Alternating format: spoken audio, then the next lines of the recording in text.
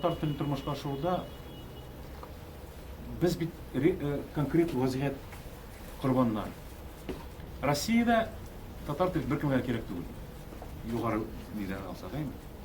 Чөнки зур дәүләтнең һәрвакыт унификациягә омтылышы ул абсолют табигый күренеш, без аны аңларга тиеш. Татарстан бу чиракта шулай ук үзенең мөстәкыйльлеге булмагач, бу чиракта һәрвакытта да бөтен нәрсәне югары даирәләр белән Россия күләмендә хәл итәргә тиеш һәм күп нәрсәләр хәл ителми. Барыгыз да беләсез, менә теге татар тарихы буенча дәреслекләр бар мәктәп өчен, ләкин милли региональ компонент юк мәктәптә. Татарча менә хәзер карыйм балалардан сорыйм, кем татар тарихын укыды мәктәптә, бер-ике кеше күтәрә инде. Күбесе аны ишеткәннәр дә, белгәннәр дә, нигезләре юк. Шуңа күрә монда теге Татарстанга гына өметләнеп, безгә Татарстанда дәүләт программалары бөтенсе бар инде. Хәзер минемчә иң зур өмет энтузиастларга, безнең яхшы мәгънәдә идеализмга. Әгәр дә без халыкта тәрбия алсак, шул идеализмны, безнең әле киләчәккә өметебез бар дип саныйм.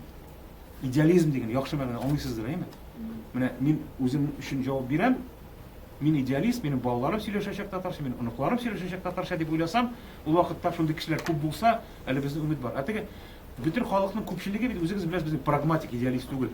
Шуңа күрә безнең ата-аналар татарча укытуга каршы, мәктәптә 90%, 95%. Балаларым югары белем алырга тиеш, алар ЕГЭны тапшырырга тиеш, һәм бетте шуның.